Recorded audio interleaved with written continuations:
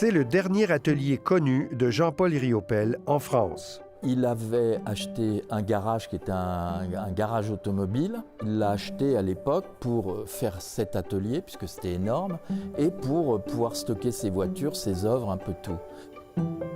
Riopel a travaillé ici pendant plus d'une vingtaine d'années et ce marchand d'art a transformé le lieu en résidence tout en essayant de conserver un peu de l'âme du peintre. Donc voilà la pièce, la fameuse pièce en hommage à Jean-Paul.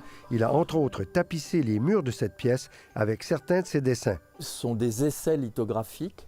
Ça n'a aucune valeur commerciale, mais ça a une valeur bibliographique. Et donc j'ai décidé de tapisser une pièce complète.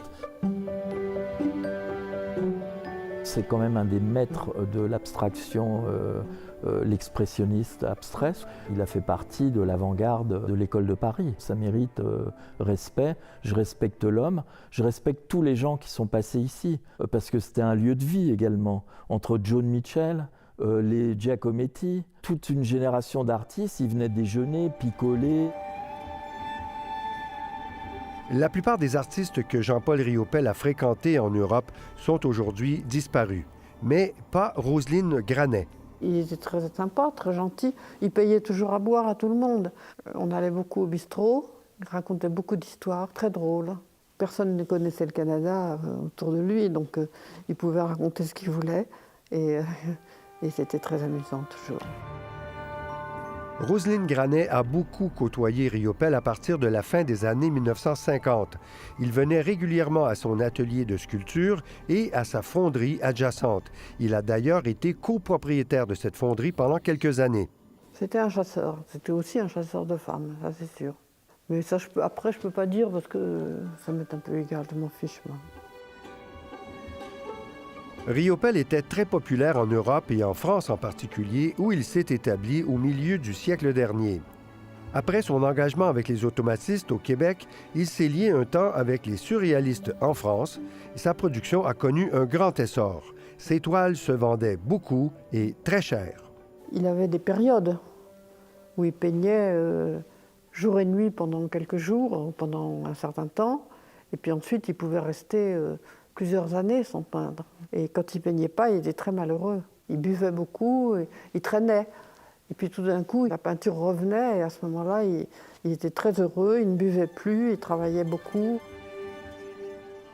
Il m'apportait plus que moi je ne lui apportais, au point de vue du métier, au point de vue de l'art. Il connaissait tout le monde, il connaissait tout. Il avait des marchands canadiens qui venaient l'attendre à la porte de l'atelier, qui lui proposait des paquets d'argent contre les tableaux. Enfin, ça a été fou à ce moment-là. Et donc lui, il dépensait tout. Il invitait tout le monde à manger. Roselyne Granet est reconnue pour sa capacité à capter le mouvement dans ses œuvres. Et son ami Jean-Paul Riopel a été pour un temps un de ses modèles. J'avais un gros fauteuil en cuir qui était installé là. Et à cette époque-là, Jean-Paul avait des problèmes de genoux. Et donc il venait et il s'asseyait dans le fauteuil.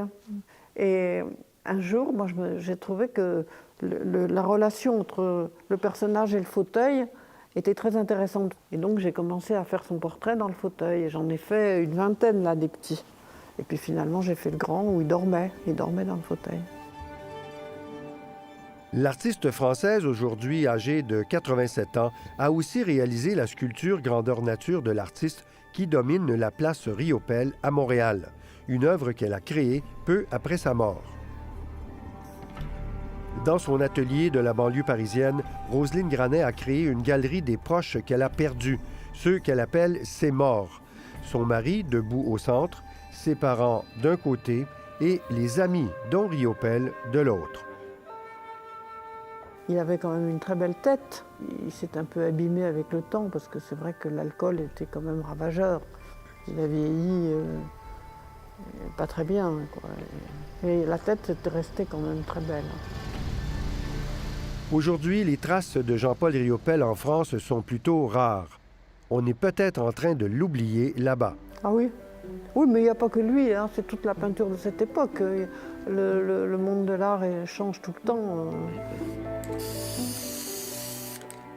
Ce qui est intéressant, c'est de faire un panorama en montrant qu'à la fin, il devient punk, il devient street artiste. Moi j'aime beaucoup les dernières, les oies, tout ça, j'aime beaucoup.